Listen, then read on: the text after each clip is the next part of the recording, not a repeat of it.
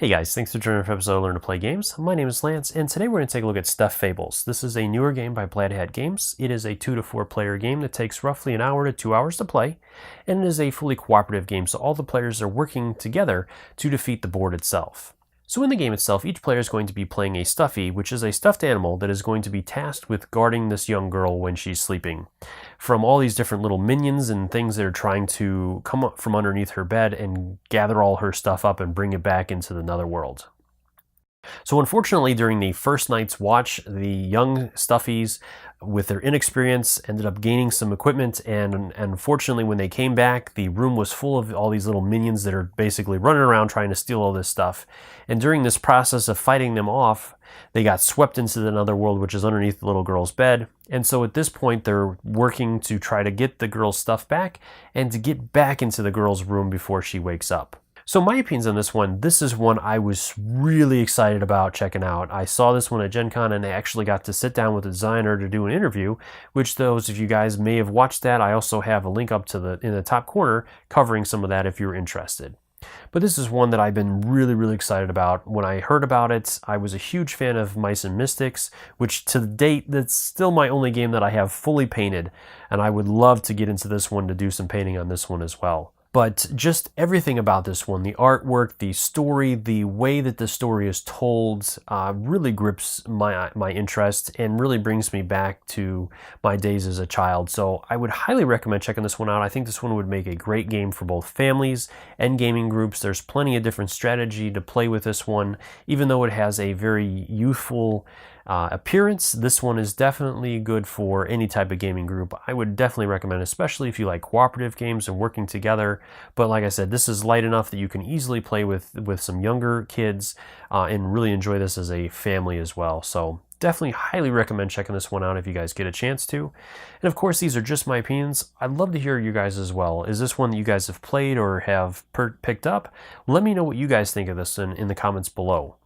And if you like these videos, if you enjoy what I do, please consider hitting that like button and subscribing to my channel, as it will help me to grow and continue to bring these titles to you guys. If you want to stay up to date on all the videos that I do as well, consider ringing that bell so you get notifications anytime I release new stuff. So let's head to the table and I'll teach you guys how to play. The first set of cards we have is the Lost.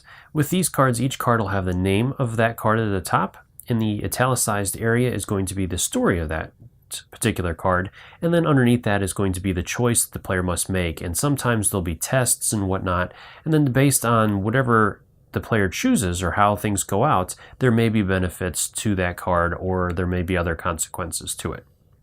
Then we have the environmental cards. Each of these cards will list conditions, such as the walls or barriers or water, which are different effects in each of the games and what those effects are underneath the card. The next set of cards we have are the sleeping cards. With these, there are 3 different ones. We have sleeping, restless, and waking. With these cards, in each story, there'll be times where you'll have to turn over cards from the sleep deck, and based on the card, the results of that will be listed on the side of the story.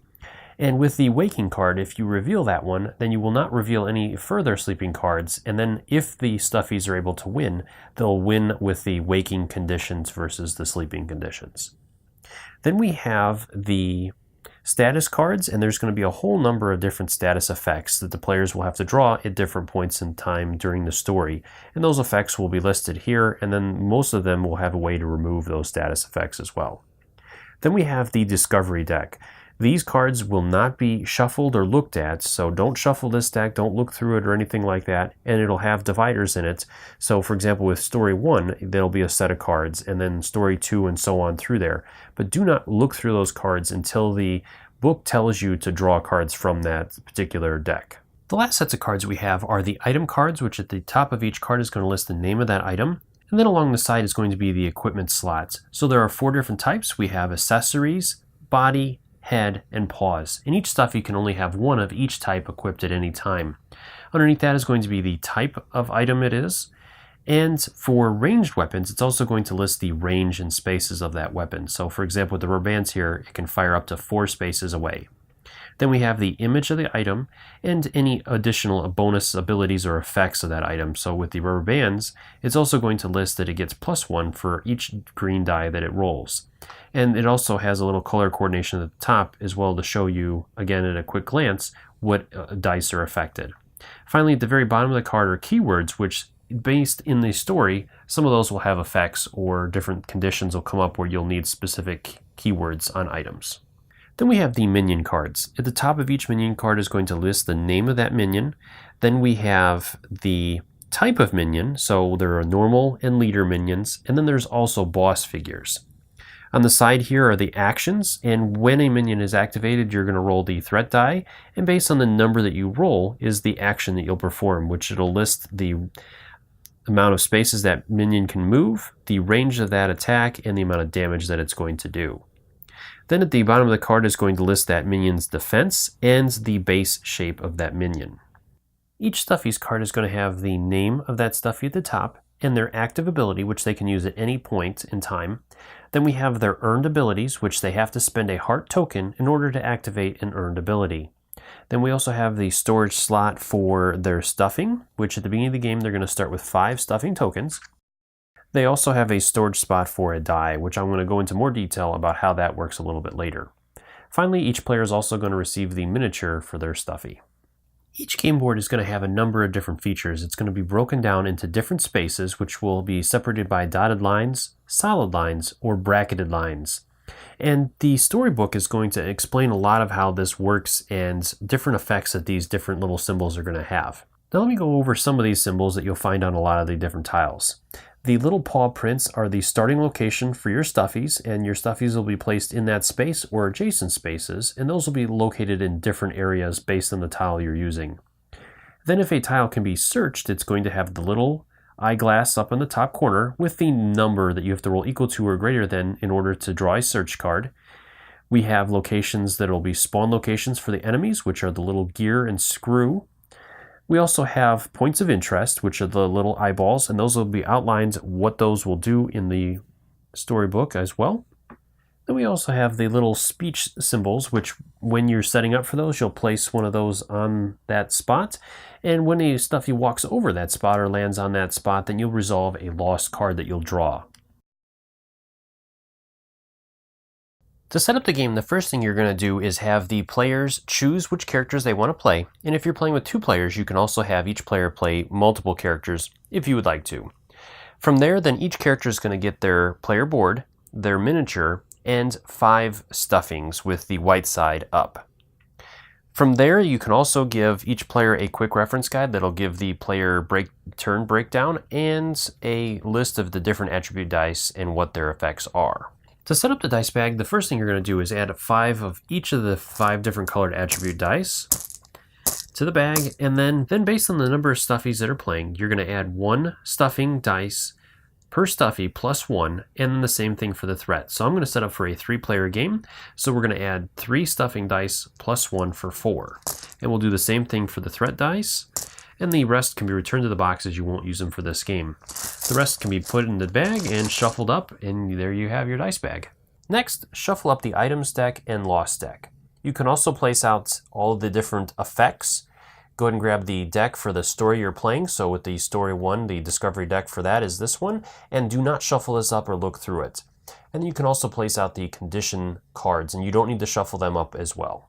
To set up your sleep deck, the first thing you're going to do is separate the waking card and then shuffle up the remaining cards and then randomly draw 2 other cards out from that. You'll go ahead and shuffle these 3 cards up.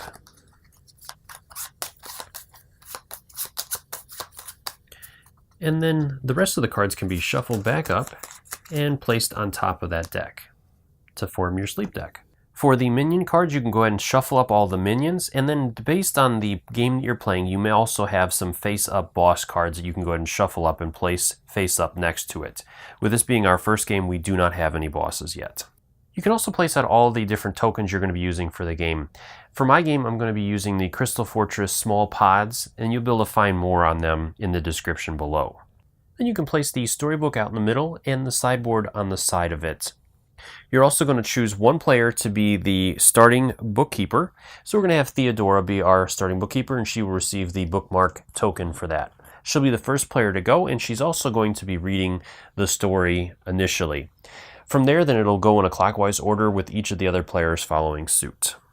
You can place out all the minions you're also going to potentially be using for the game, and then go ahead and read through the story, and the book itself will outline any special setup instructions you have to follow as well. So now we're ready to start the game. So our player has already read through the first page and all of the information on there, so we're moving on to the second page, which is the Crawling Dread. From there, our bookkeeper is going to read through this section, following any directions. So our first thing is to gear up, and that is why I have item cards on each of our characters. In this section, it tells the players that they can choose an item from the search deck that has kitchen or sturdy and equipped it. So that is why I have those items out, if you guys were wondering. From there, then we would continue on going through, and then it's going to tell us more, and it says specifically for setup, and then it's going to tell us what to do. So it's going to have us do an encounter with some crawly figures, and there are two different types of encounters that I want to go into real quick. There are named encounters, which is what this is. It's telling us exactly which figures we're going to be facing and how many of them.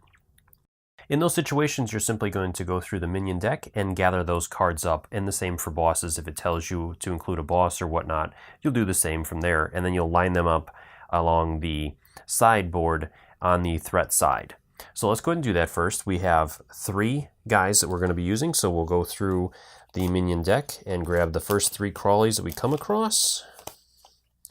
One of them happens to be a leader crawly, so he's going to be a little tougher to beat. And then we're going to go ahead and gather up the bases for those 3. So we have this guy here. We need the square and the circle for the leader. And then it'll also tell us in here how to set it up. And it usually will be up to the bookkeeper again to choose where they go within those confines. So our first guy will have to be placed on this symbol here, and then the other ones will be placed adjacent to them. So we'll go ahead and put one there and the other one up here. And then the other type of encounter are the random encounters. In those encounters, it's going to tell you how many cards to draw, and you simply would draw that many cards from the encounter deck and then again place them on the threat deck in order that you draw them up to the number that you need. The section is also going to outline how to set up our figures. So again, it's going to tell us that we're going to put our guys on this side in the little paw areas.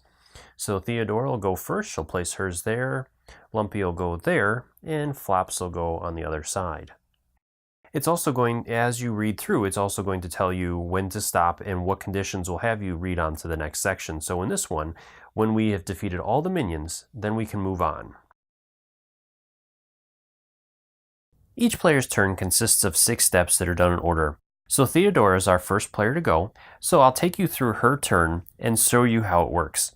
So the first step in the turn is to draw dice. We're going to draw 5 dice from the bag and place them in front of her. So let's go ahead and do that. So 1, 2, 3, 4, and 5.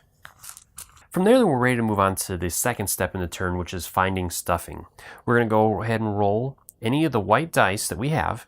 You can roll each one individually, or if you have multiple, you can roll all of them together to get a higher number. And what we're looking for with each one of these is to get a higher number than the current stuffing we have. If we're able to do that, then we get to add another stuffing. And there is no limit to the amount of stuffing we can have. So since we only have 1 stuffing die, we're going to go ahead and roll that. And if we happen to get a 6, then we get to add an additional stuffing, as we have 5 stuffing right now. So we did not, so we rolled a 1, so this will go into the discard pool. The third step in the turn is to place threat. You're going to place all of the black dice that you pulled from the bag into the threat track, and you're going to go ahead and place each die from the top moving down. So we only drew 1 black die, so we'll go ahead and place it up here, and it doesn't matter what number is placed in there. At this point, it does not matter. The fourth step in a player's turn is to perform actions. All of the remaining colored dice in front of you may be utilized to perform actions. And in order to perform an action, you must spend a die of the appropriate color. To spend a die, you're going to roll that die and resolve its effect, and then discard it to the pool. Just as with white stuffing dice, each die may be rolled separately, or you can roll multiple of the same color, or a purple, as that is a wild, and you can roll them together as one roll.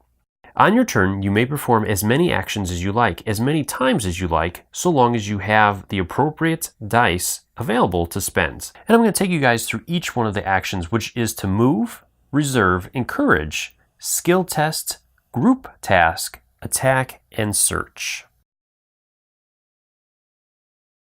In order to perform a move action, you're going to choose one of the dice that you have available and roll it.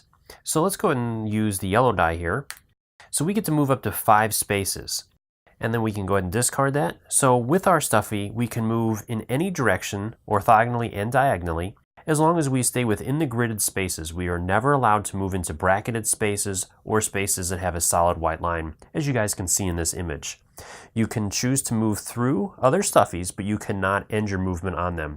So Theodora could move through Lumpy, but she could not end on that space. And a Stuffy can also never cross a colored line unless they used that color die in order to move, or a purple die. So for example here, our Theodora could not get onto the bed as it has a solid green line around it. So we would have had to use a green die or a purple die in order to do that. And you can also never move through a space that has a minion on it, or boss, or an enemy. So with Theodora, she's going to move 5 spaces, so 1, 2, 3, 4, 5. And then she can continue on with her turn. A Stuffy can also choose to reserve a die as an action by taking a die that they have and placing it in their reserve spot. You can only ever reserve one die at a time, so if there's a die in there, you cannot choose to reserve another die, and you can use a reserve die in future turns or during your defense. If you are taking damage, you can choose to roll the reserve die to reduce that damage. An encourage action will let you place one of your die in another Stuffy's reserve spot, even if they have a die in there already, which your die would replace their die then. Or you can use that to discard one of your die and give one of your stuffing to another Stuffy. So for example, we could take our red here and place it in the reserve of Lumpy to help him out in his turn. Or we could spend that die to give Lumpy one of our stuffings. Sometimes there is a skill test available to perform. Skills tests are going to have a color and a target difficulty number, such as a strength test with a difficulty of 5. In order to perform a skill test, you must spend any number of the appropriate color die or purple, and if your roll result meets or exceeds that target number, then resolve the pass effect of the test. Otherwise, resolve the fail effect. You automatically are going to fail a skill test if you are required to make one but do not have the appropriate colored dice. So let's go ahead and say, for example, previously, like I said, there's a strength test of difficulty 5. So our player here, Theodora, has one red die, so she can choose to roll that one if she wants to try to pass that skill test.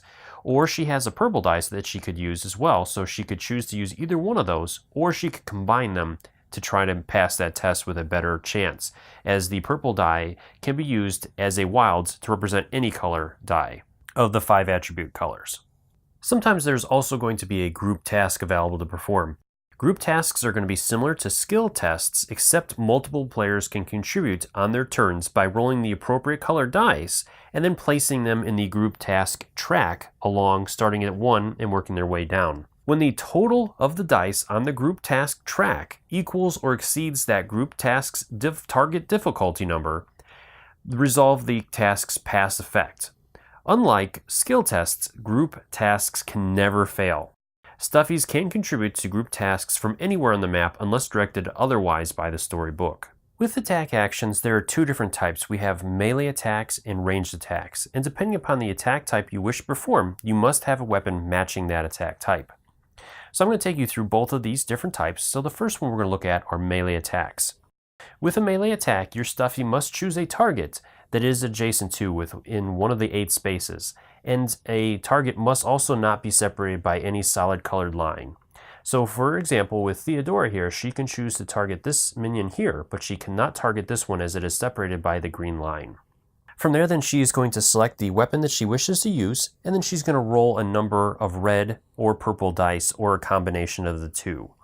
So as you guys can see, we have our letter opener here, and it is a melee weapon, so we are allowed to perform a melee attack against this crawly. From there, then we're going to choose a number of dice that we wish to throw. So she does have 1 red die, and she has 1 purple die, so she could choose to throw both of these dice combined in order to perform the attack, or she could try to perform an attack with just the red or just the purple. Now with this crawly, we are facing a leader, so its defense is 6, as you guys can see here. So it's better for her to roll both dice and see what we get. So we'll go ahead and give it a roll. So our combined roll is an 8. Now with the letter opener, it does give +1 when performing a melee attack with a red die for each red die result.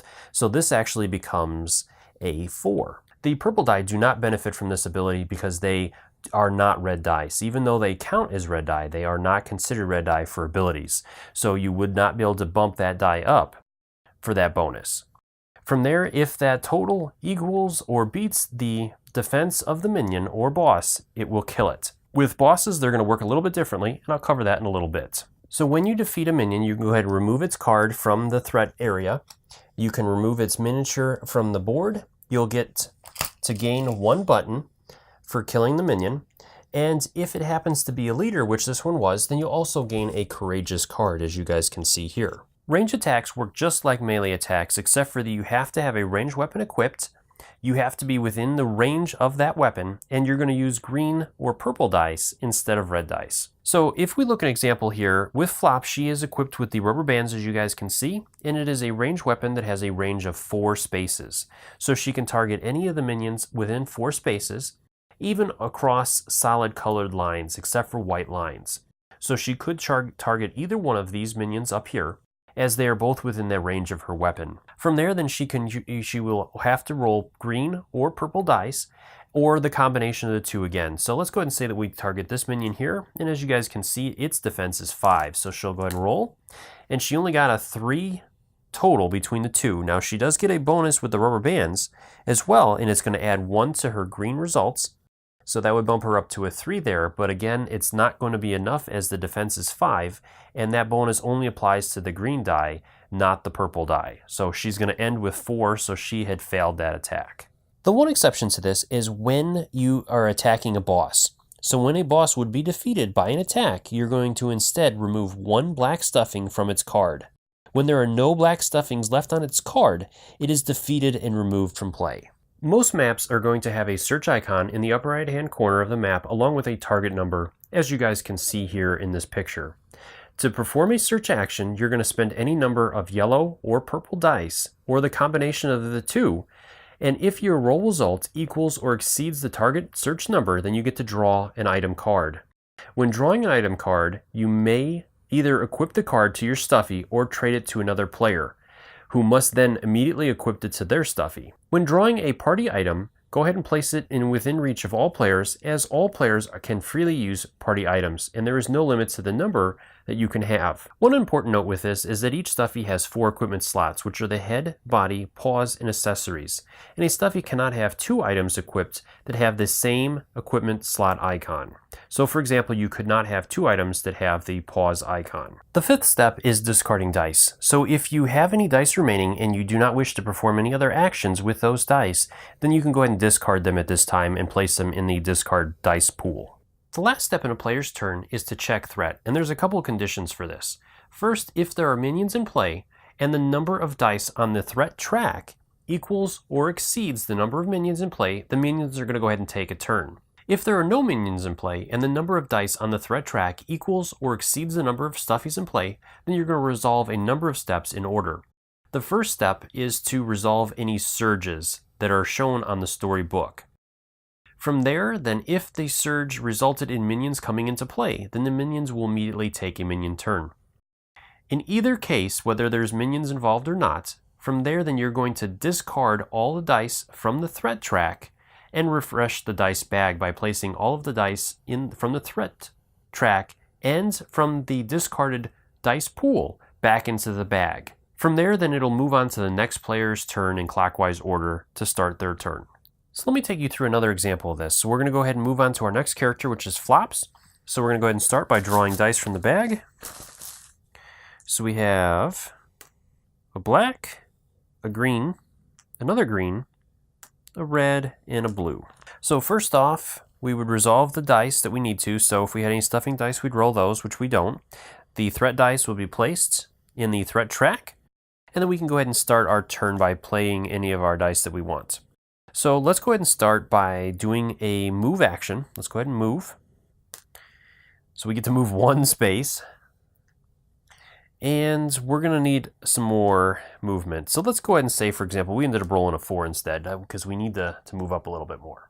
From there, then Fluffs is going to go ahead and target one of the minions with her rubber bands. So she's going to target this one up here. She has a range of 1, 2, 3. So she has a range of 4 with her weapon. And so with that minion, it has a defense of 5. So we're going to need a 5 on our die. So we failed. We do have another green die, so we're going to go ahead and give it another shot. Well, this one did succeed, and it would actually be bumped up to a 6 with the rubber band's skill. So then this minion is eliminated. We're going to go ahead and eliminate that card. And then she's also going to receive a button. Now she has 1 die left as she's going to place in her defense, but she's going to give it to Theodora for her defense. From there we can discard these to the pool, and then we're going to check the threat. So right now there are more threat dice than minions, so we get to move into a minion's turn. A minion turn consists of 2 steps which are done in order. The first step in a minion turn is minion activation. Starting with the minion at the top of the minion column and working your way down, you're going to activate each minion and resolve its activation before moving on to the next. And during each minion's activation, it's going to follow 4 steps, which are to roll, move, target, and attack. I'm going to take you through each one of these steps in more detail. So starting with our top minion, which is the Crawly, as you guys can see here, and it happens to be our only minion. That minion's going to go through its activation. So the first step in the activation is to roll. So we're going to take the threat die next to that minion's card and give it a roll. From there, we're going to look at the minion's card and determine which action it's going to perform. So a 1 through 3 result is going to be a rush. The second step in a minion's activation is to move, and the movement value for the minion is going to be based on the action that it has selected. So with our minion, it has selected rush, so it gets to move up to 6 spaces. And it's going to follow a set of rules in order to move. So first off, if the minion is adjacent to a Stuffy, it is not going to move. So our minion just so happens to be next to Theodora, so it will not move.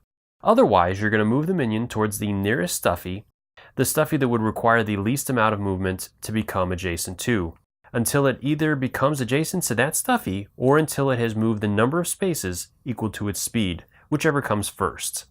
And if there happens to be multiple Stuffies that are of equal distance, then the current bookkeeper will decide which of those Stuffies the minion will move towards. And the one other important thing is that minions can move across solid colored lines except for solid white lines without penalty, and they can move through other minions as well. The third step in a minion's turn is to target. So you're going to determine which Stuffy the minion will target, and you're going to do this by looking at the action that minion's performing. So again, with our Crawly, it's going to perform rush, and so it's going to target a Stuffy that is adjacent to it or 1 space away. So if there are no Stuffies within that minion's range, it will not attack. If there is only 1 Stuffy within that minion's range, it will attack that Stuffy, and if there are multiples within that minion's range, it will target the closest Stuffy. If there is a tie again, then the bookkeeper will decide. So again, in our example, our Stuffy is going to be Theodora that the minion is going to target. And the last step in a minion's turn is to attack. So again, we're going to reference the Crawly's card and the action it's performing. So with the rush, it's going to do 3 damage to Theodora. From there, then, if Theodora has a die in her reserve, she can choose to roll that die to try to block or stop all of the damage coming at her. If not, then she's going to take a number of damage based on that attack's power. So right now with Theodora, she would lose 3 stuffing. So she's going to go ahead and choose to roll the die and see if she can block some of this. So she stopped 2 points of damage with that. So she would remove 1 stuffing. If she did not have any stuffing remaining, so if this was her last point, then she would be collapsed. And I'm going to cover that more in a minute. From there, if she did roll a die, which she did, if she stopped all the damage, so meaning that she took no damage from losing any stuffing, then she can return that die to her reserve section. But if she did, then she has to discard that die. So since we did take 1 point of damage, we have to discard that die from our section. From there, then you're going to move on to the next minion in order and resolve its activation as well. Once you've activated all the minions on the threat track, then we're ready to move into the second step of the minion's turn, which is to discard threat and refresh the dice. So any threat dice on the threat track are removed, and all the dice in the pool, the discarded pool, are going to be added back into the dice bag. And then from there, we're ready to move on to the next player's turn in clockwise order. So Lumpy would be our next one to go. There's a couple of additional rules I want to cover. So the first one is collapsed. So when a stuffy loses all of its stuffing, it's going to become collapsed. So let's go ahead and say that Theodora here had lost all of her stuffing. So she would become collapsed. So we're going to turn her figure over on its side. Any buttons that she has will be discarded along with hearts, if she has any die in the reserve, and any status cards that she has.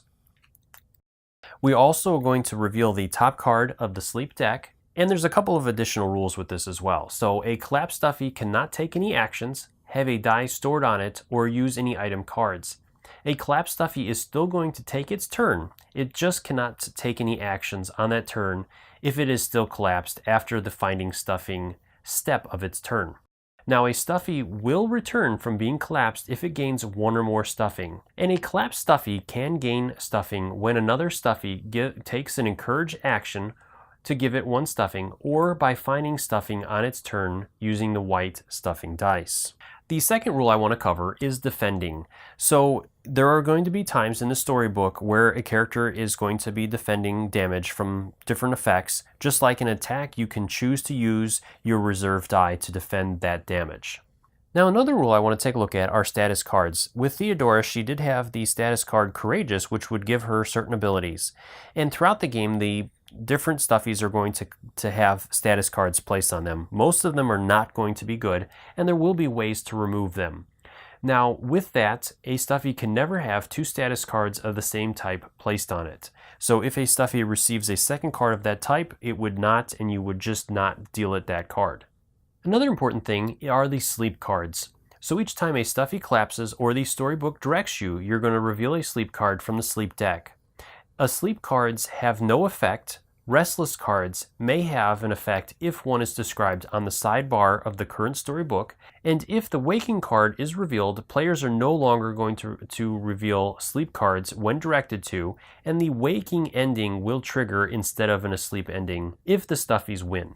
The final things we need to look at are hearts and buttons.